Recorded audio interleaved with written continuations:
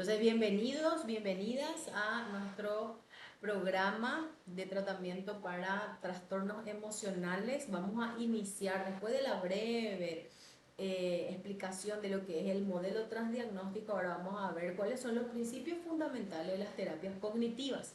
Porque al aplicar estos principios fundamentales es como que hablamos el mismo lenguaje.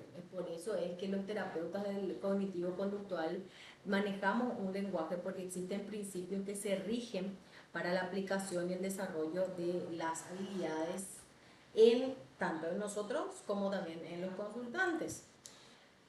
Ahí yo de vez en cuando voy a decir paciente, consultante, cliente, porque eso ya, porque realmente como que todavía, dependiendo de qué es lo que queremos decir, ahí es donde vemos, porque la persona es un cliente, es un consultante, pero también es un paciente, ¿verdad?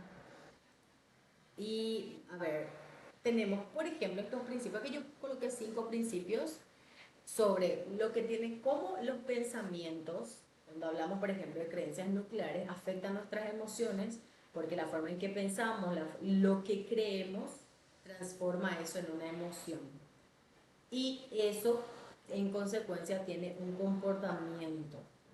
En la TCC nosotros siempre vamos a sostener, esto es fundamental, esto es principio fundamental del TCC, que nuestros pensamientos afectan nuestras acciones, perdón, nuestros pensamientos afectan nuestras emociones y las emociones, los comportamientos, pero que también a veces nuestro comportamiento va a afectar nuestras emociones y eso va a afectar nuestra manera de pensar.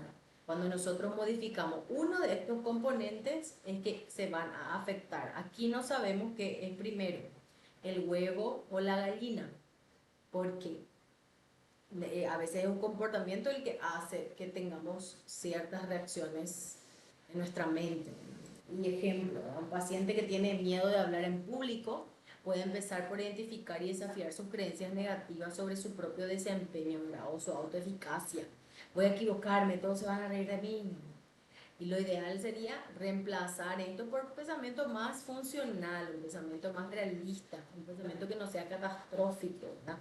Porque me puedo equivocar. ¿Y cuál es el problema de si me equivoco, ¿verdad? El desarrollar flexibilidad cognitiva. O sea, que la propia persona logre decirse a sí misma, es normal que esté nerviosa, yo me puedo equivocar, pero también voy a manejar, le voy a hacer reír a la gente, entonces ahí voy a decir en lo que me equivoqué, ¿verdad? Me río yo primero de mí mismo y así bajan mis niveles de nerviosismo. Y así, o sea, aprendí. Ahí va desarrollando desde la técnica de la reestructuración cognitiva una habilidad de flexibilidad cognitiva.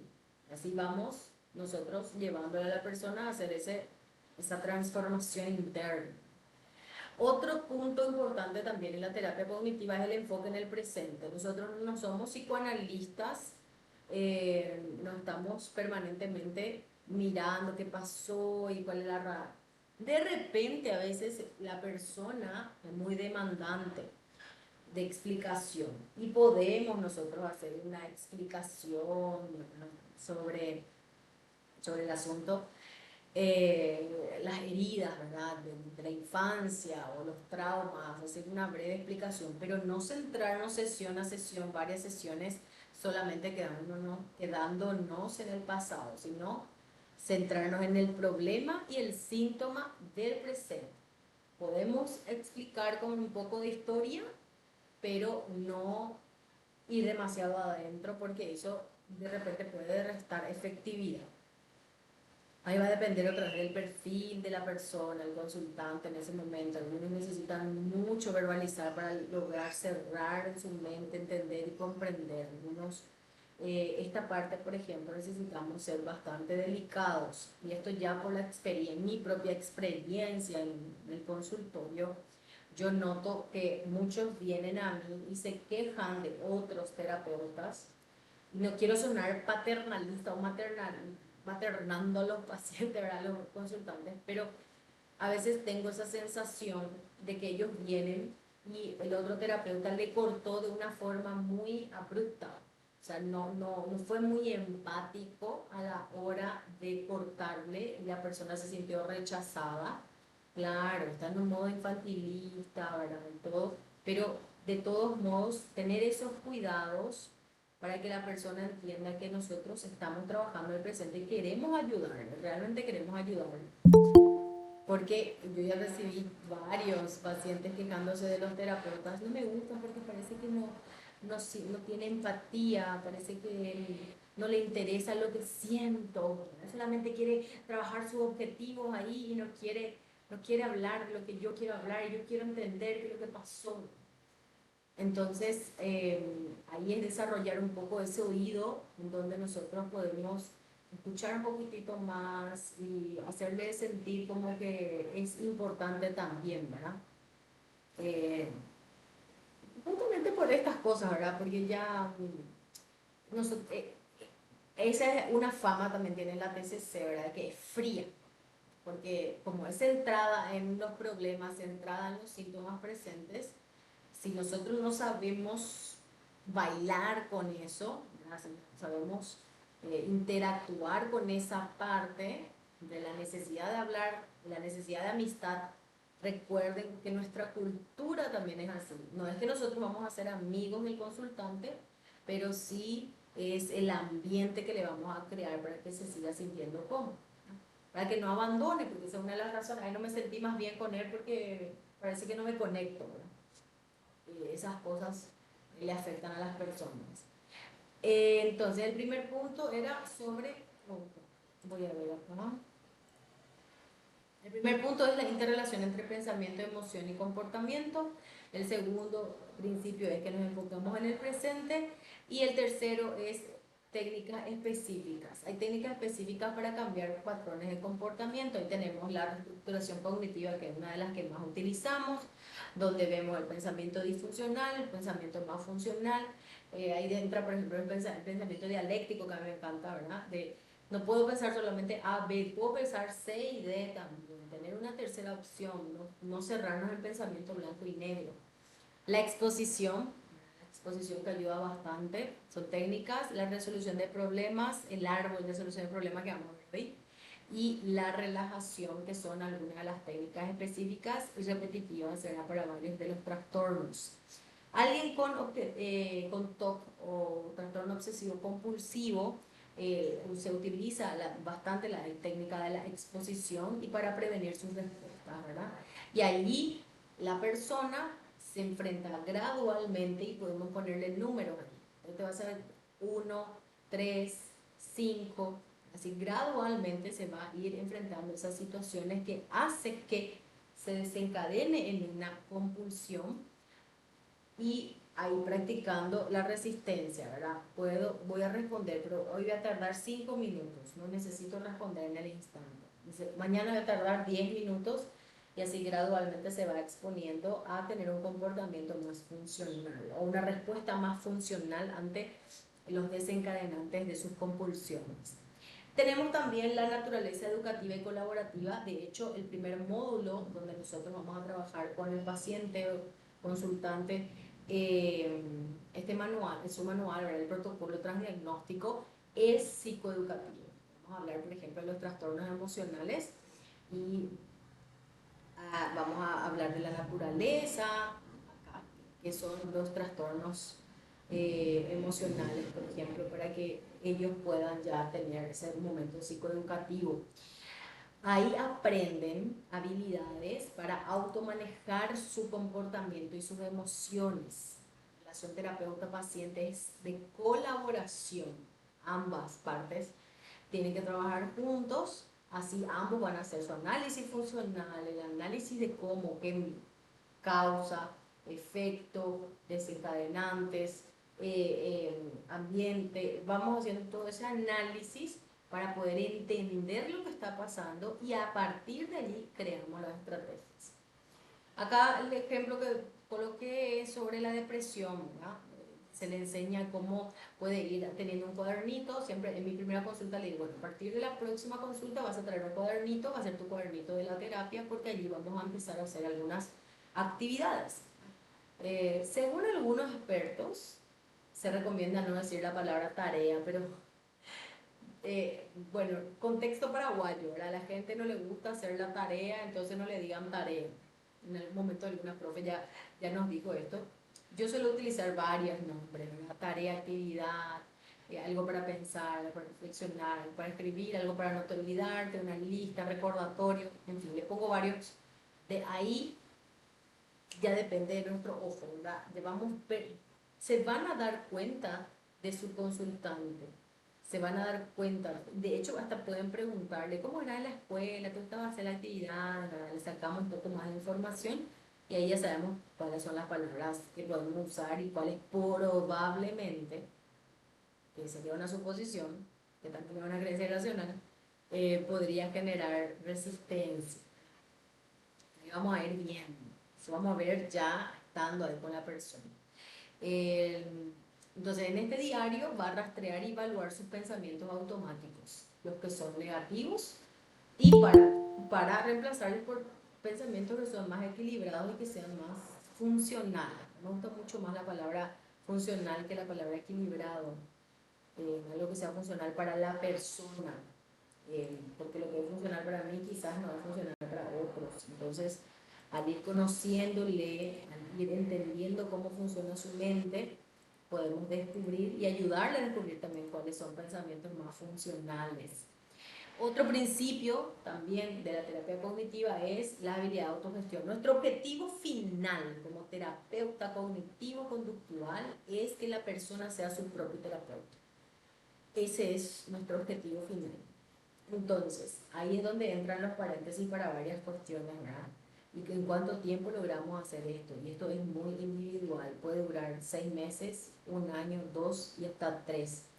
Cada terapeuta, pienso yo, que podría ponerse un límite de tiempo para alcanzar este objetivo, ¿no? Dependiendo de los elementos, su propia experiencia clínica, su propia experiencia de vida. Enseñar la habilidad de autogestión para que la persona cambie su comportamiento y logre manejar sus síntomas de manera independiente. Y eso hace que aumente la efectividad a largo plazo del tratamiento. Yo tengo algunos pacientes que dejaron, bueno, estuvieron conmigo en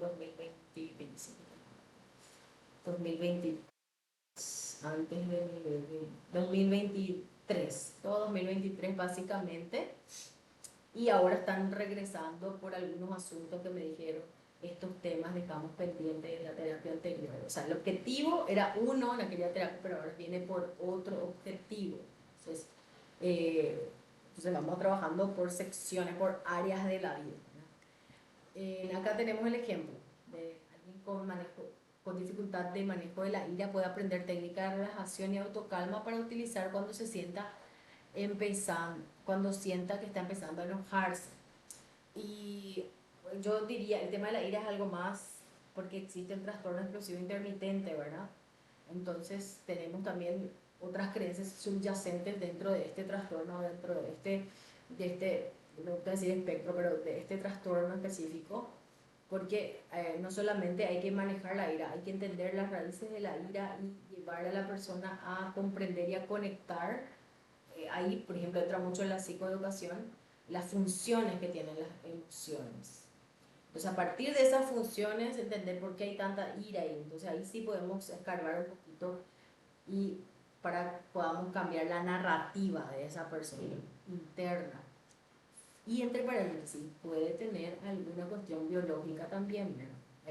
La ira puede tener de base algunas cuestiones hormonales, algunos déficits de algunas o vitaminas o algunas hormonas que no estén en armonía en ese momento en el cuerpo de la persona. Entonces estos son los principios fundamentales de las terapias cognitivas. Son como el requisito fundamental para el trabajo con este manual o con cualquier manual que trabaje el terapeuta cognitivo. Estamos viendo acá que bien, hasta ahí voy a abrir acá el otro material. Yo ya subí en el archivo que tenemos compartido, ya subí el material que vamos a trabajar hoy. Entonces, si ustedes ya quieren descargar, pues ya está disponible para que puedan descargar y para que podamos leer. para que podamos trabajar. Ok. Algo que también les coloqué ahí fue el consciente con sus autorizaciones.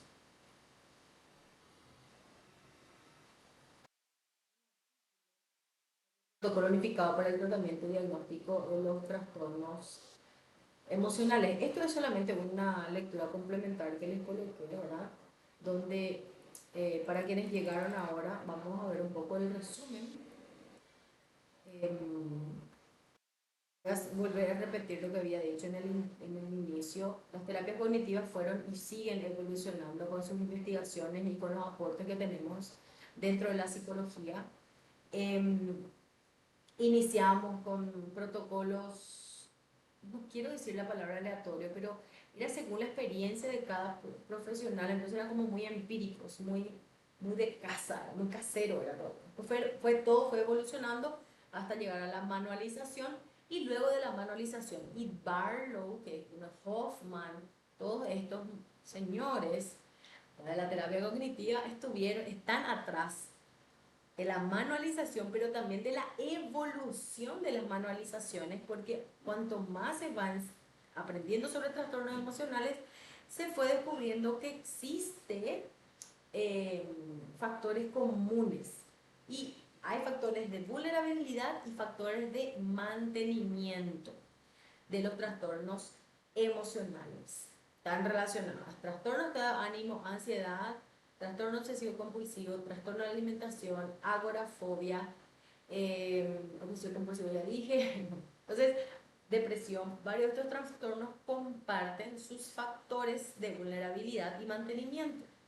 Y aquí surge el protocolo unificado que va a trabajar estos factores, como por ejemplo la dificultad de regulación emocional. Acá hay 8 módulos que están trabajados para aumentar la motivación para el cambio, aprender sobre la funcionalidad de las emociones, practicar la conciencia plena, utilizar los pensamientos o cogniciones más flexibles que le ayuden a la persona a disminuir, por ejemplo, la catastrofización, el pensamiento blanco y negro, o sea, creencias irracionales fundamentalmente, para disminuir el miedo que produce las consecuencias que temen, cambiar las estrategias, que son las estrategias evitativas de las emociones, porque paradójicamente evitar sentir es lo que más te lleva a sentir. Evitar cierta emoción, paradójicamente lleva a empeorar la manifestación de esa emoción. Y así, este es un artículo muy interesante que habla, que es un resumencito de las líneas de investigación del protocolo unificado, habla que tienen características en común, hay mejoría en los trastornos tanto de ansiedad como de depresión, así que van compartiendo. Y bueno, esto quería compartirles a ustedes porque me parece que va a ser súper útil para trabajarlo también. Bueno, entonces, la naturaleza de los trastornos. A ver, no me quiero confundir. Bueno, esta parte voy a ya interrumpir la grabación y vamos a empezar ahora la segunda parte.